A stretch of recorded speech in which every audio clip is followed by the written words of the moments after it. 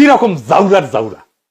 সংসদ নির্বাচন হইতেছে, এখানে এমপি কে ভোট দেওয়া ছাড়া একটা গণভোট হবে, হ্যাঁ বা না ভোট দিতে হবে। হ্যাঁ ভোট দিলে কি কি পাবেন? আপনি 12টা জিনিস পাবেন। 12টা কিভাবে আগামী রাষ্ট্র চলবে সেটা ঠিক করতে পারবেন। কি কি সেটা একটা একটা করে বুঝে দেখি, শুনেন মন দিয়া।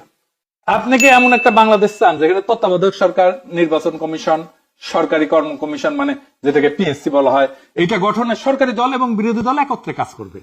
সুন্দর কথা না? 2 নাম্বার, সরকারি দল ইচ্ছা মতো সংবিধান সংশোধন করতে পারবে না। সুন্দর না কথাটা? 3 নাম্বার, সংবিধানের গুরুত্বপূর্ণ পরিবর্তনের ক্ষেত্রে গণভোটের বিধান চালু হবে। সুন্দর না? আমরা সবাই মিলে ভোট দিয়ে ঠিক করব।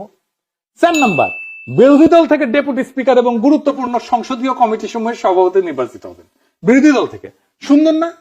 যত মেয়াদী হোক কেউ সর্বোচ্চ 10 বছরের বেশি প্রধানমন্ত্রী থাকতে পারবে না।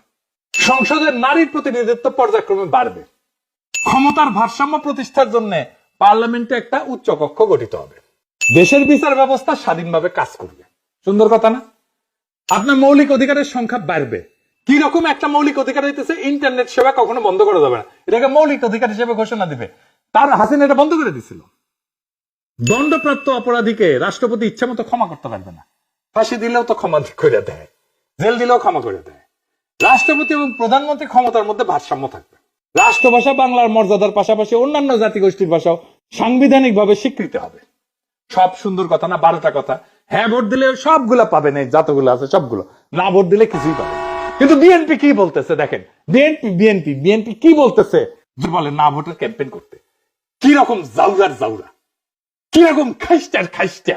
এইবার ভোটে যদি বিএনপি জিতে তাহলে আওয়ামী লীগ ফিরবে, লিগে রাখতে পারেন। এটা তো আমার কথা না, আপনারা তো বিএনপির লোকদের মুখে শুনলেন, তাই না? আপনি আসলে ধানের শীষে ভোট দিতেছেন না, আপনি ভোট দিতেছেন নৌকায়, ভোট দিতেছেন ভারপ্রাপ্ত আওয়ামী লীগ রে, বিএনপি রে না। যারা আওয়ামী লীগরে ফিরে আনতে চান তারা ধানের শীষে ভোট দিতে পারেন। আমরা বলবো নৌকার ধানের শীষ 2 সাপেরই একই বিষ। এই দুইটারে বাংলাদেশ থেকে হটাইতে হবে। এই দুইটারে ক্ষমতার আশেপাশে আসতে দেওয়া যাবে না। এটাই আমাদের আগামীর বাংলাদেশ গড়ার শপথ হোক।